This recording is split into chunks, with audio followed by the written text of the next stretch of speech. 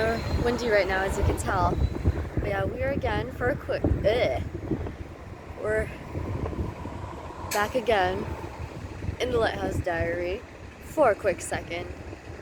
Yeah, had another, yeah, I guess you could say session of volunteering earlier today. And yeah, with my cycle and stuff, I tend to want to allow my body to breathe more because I tend to get sweatier. I don't know if you were able to hear that. But yeah, basically it's getting closer to that time of the month for me, and I was trying to cover myself as much as I could. Oh, I remember what I wanted to talk about. Okay, so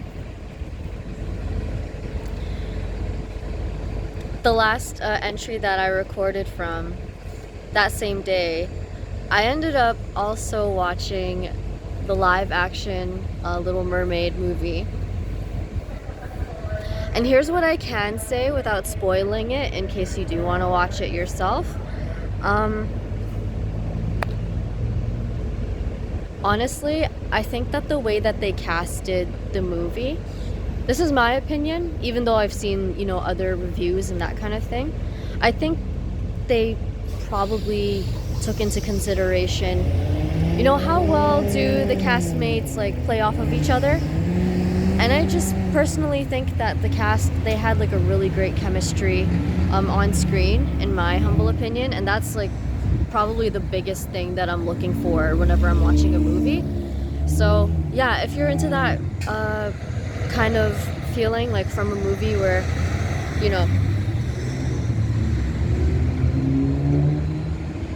you can tell there's a bit of a bond going on with the cast, regardless of which character they're playing, but it just so happens to what do you call it?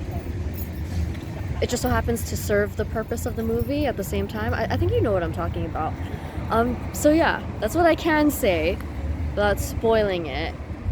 But here's another unexpected thing that I felt while watching it.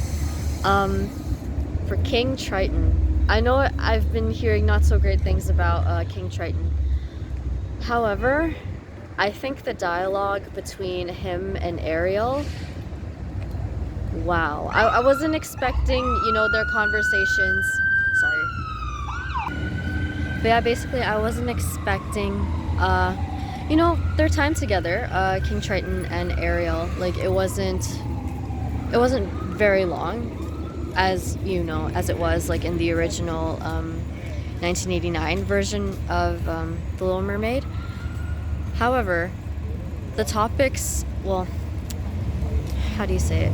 The issues that they were discussing as father and daughter, though very brief, I think they did it really well. I think they did a great job writing those conversations between King Triton and Ariel. I was not expecting that. And another thing I want to add, just as a different perspective from what I've seen anyway, for me, as I was watching King Triton, everybody knows what I'm about to say anyway, but it's common knowledge that the mom is not there, the queen is not there anymore.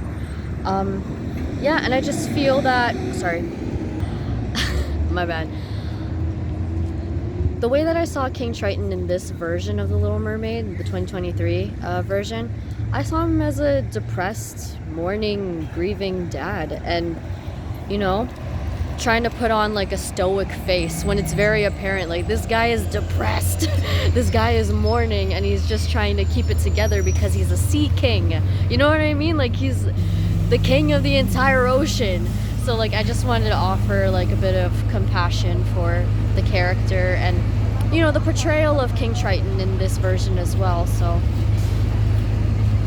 but yeah, just the whole bit, the love story, the music. Oh, the music. I know I was also hearing some not so great things about the music as well. However, you know what?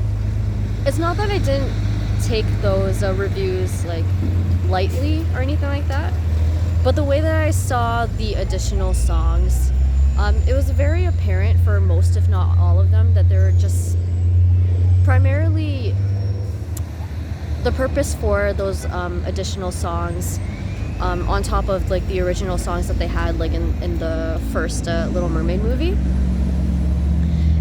Yeah, they felt more like transition songs basically. And that's not necessarily a bad thing.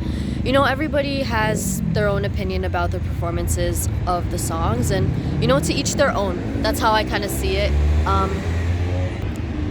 But yeah, before I wrap up, I also want to add in terms of the music. Wow, I was actually deeply surprised that, you know, even though they used, you know, a lot of the original music and, you know, they have additional music as well. Yeah, I would say the music was really solid, and I wasn't expecting, you know, the performances to be so like interpreted, right? Because typically with a Disney remake, you can tell there's typically a pattern of, oh, have things be frame by frame, scene by scene, almost yeah, not to be mean, like almost cut and paste, you know what I mean? But the way that I see it, like musically, with the cinematography, with the performances, you know, I can look at the 2023 Little Mermaid and I can look at the 1989 Little Mermaid and easily say that they're both entertaining in their own individual right. So that's my honest opinion about, you know, the 2023 version. And yeah, I would not discourage you from seeing it. But yeah, that's all that I have for now. As usual, stay safe, stay cozy, stay sincere to your healing and adventurous self, and hope to see you in the next Lighthouse Diary entry.